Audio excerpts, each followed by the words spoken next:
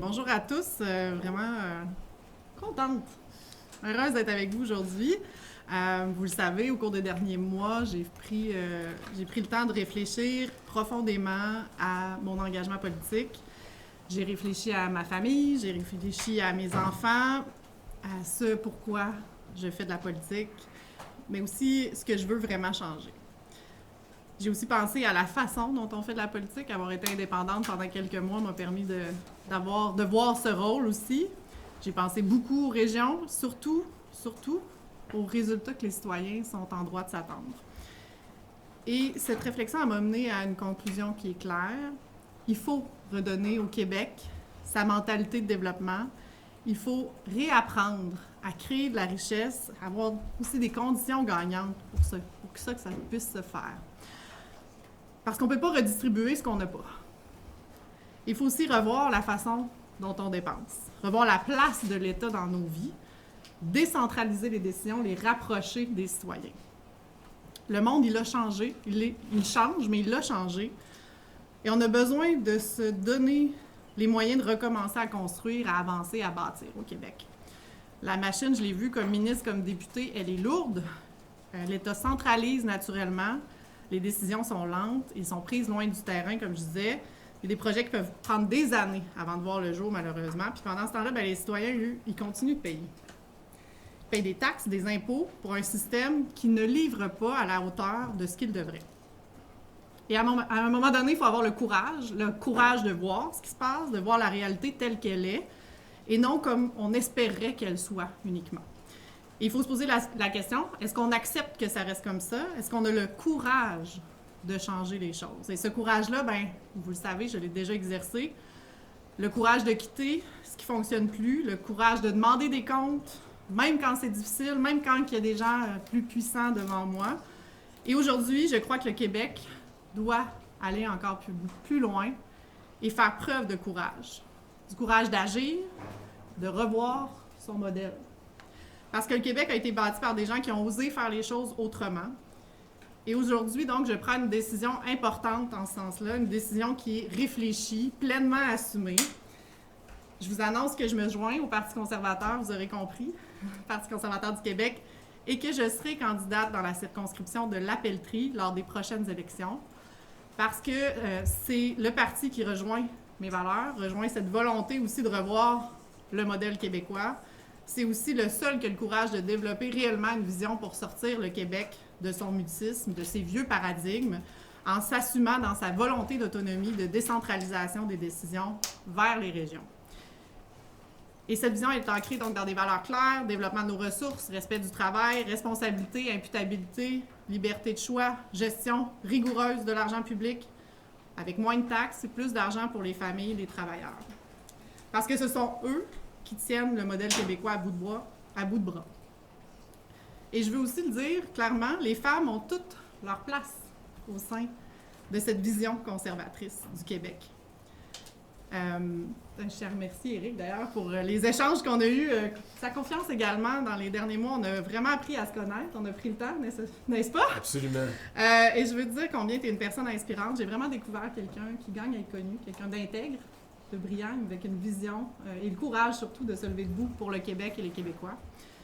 Et moi, j'en suis convaincue, la prochaine grande transformation du Québec, celle qui va remettre le Québec en mouvement, elle va venir de toi, elle va venir de nous, elle va venir du Parti conservateur du Québec. Parce que c'est là que se trouvent les idées courageuses, même certains s'en inspirent ces temps-ci. Réduire la bureaucratie, alléger le fardeau fiscal, redonner le pouvoir aux citoyens, aux régions, remettre l'efficacité au cœur de l'action publique.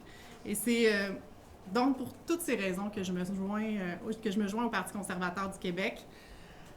Et je parle à mes citoyens de Rimouski, soyez assurés que je vais continuer d'assumer pleinement mes responsabilités envers vous, envers les citoyens de Rimouski, en poursuivant la défense des dossiers avec la même vigueur, la même rigueur et le même engagement que vous me connaissez. Mais dès cette semaine, je souhaite aller à la rencontre des gens de la Pelletrie. La Pelletrie, c'est un milieu en pleine croissance, des familles, des travailleurs, des entrepreneurs, des militaires, des retraités, des gens qui veulent des résultats aussi. Et je veux y porter cette vision claire que je vous ai parlé de moins de bureaucratie, moins de taxes, des résultats pour les citoyens, parce que je veux faire en sorte aussi que le Québec développe pleinement son potentiel. Et surtout, je veux continuer d'être cette femme présente sur le terrain pour être à l'écoute des citoyens de la pelleterie. Je veux être cette voix forte pour les citoyens, une voix qui ne recule pas, une voix qui agit. Et je vais le faire avec conviction, intégrité, avec le même courage que les Québécois et les Québécoises me connaissent. Parce que je crois que le Québec mérite le mieux. Et surtout parce que je crois qu'on a encore le courage d'agir. On a souvent parlé de la Révolution tranquille dans les dernières années, depuis 30 ans, 40 ans même, je devrais dire. Mais le Québec, aujourd'hui, a besoin de courage pour changer le modèle. Et je suis convaincue que la prochaine transformation du Québec, elle ne sera pas tranquille, elle va être conservatrice. Merci tout le monde. Merci beaucoup, Maïté. Écoutez, vous dire que je suis heureux aujourd'hui. Évidemment, vous comprendrez que c'est un euphémisme. Ça fait quand même 4 longues années qu'on attend à ce moment-là l'ensemble des 530 000 conservateurs québécois. Maïté puis moi, c'est une histoire qui a commencé il y a 6 mois. Je l'ai courtisé ouvertement, vous en avez entendu parler. On y a été graduellement, on a pris notre temps. Ça a été des dîners, des soupers, des rencontres, des Zooms. On a même fait des activités publiques ensemble. On est même récemment allé au théâtre ensemble. Donc, ça a été un rapprochement qui s'est fait graduellement. Je l'ai présenté à ma famille politique. Vous vous souviendrez lors du congrès qui a eu lieu à la fin janvier, début février. Puis aujourd'hui, ben, on annonce qu'on forme un couple. Et c'est un peu la nouvelle d'aujourd'hui, mais ça, c'est pour nous deux. Mais je pense que c'est bien au-delà de Maïté et moi. Aujourd'hui, on assiste à un tournant politique important au Québec. C'est un message qui est envoyé à tous ceux et celles qui ont perdu confiance, notamment dans la coalition Avenir Québec. Et c'est pas la course au leadership présentement qui change quoi que ce soit par rapport à ça. Si Maïté est à mes côtés aujourd'hui, c'est parce qu'elle représente un grand nombre de Québécois qui veulent revoir le vieux modèle bureaucratique québécois, qui ont des valeurs fondamentalement conservatrices et qui veulent un Québec des régions.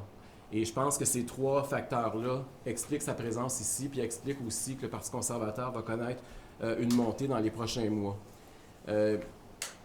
Maïté, c'est un symbole. Mais pour moi, c'est 3 messages distincts qui sont envoyés aujourd'hui à l'ensemble de la population québécoise. D'abord, ça fait des mois et des années que le Parti conservateur, on tente de se professionnaliser. Je pense que Maïté Blanchette-Vézina symbolise bien le professionnalisme politique, de par son expérience comme ministre, comme députée, même comme mairesse avant, sa formation comme avocate.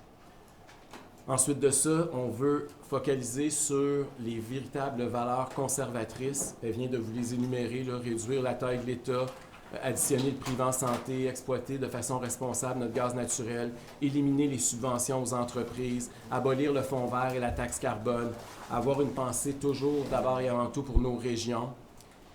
Et finalement, c'est le message aussi que ça, c'est moi qui l'envoie aujourd'hui.